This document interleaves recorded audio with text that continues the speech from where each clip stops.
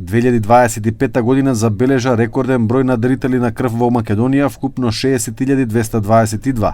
За да се обезбедат подобри услови како на просториите, така и на опремата, беше реновиран трансфузиолошкиот оддел во Тетово. Renovimi I këtij objekti ka filluar në vitin 2024 dhe ka përfunduar tani dhe hapim zyrtarisht objektin e ri të mjekësisë së transfuzionit të gjakut.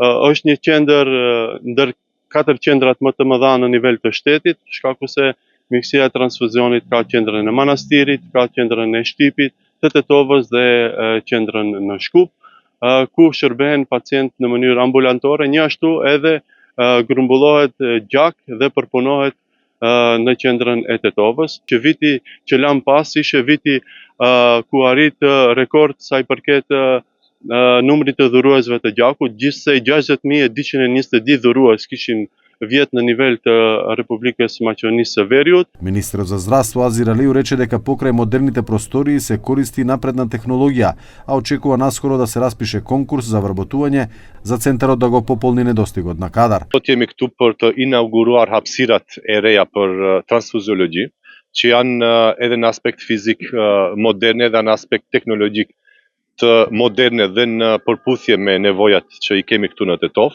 Pra është një nga qendra, siç e përmendi edhe drejtori regionale, që jep shërbime për këtë pjesë të shtetit. Uroj që më tej të vazhdojmë edhe në shtyllën e dytë në aspektin e kapaciteteve njerëzore.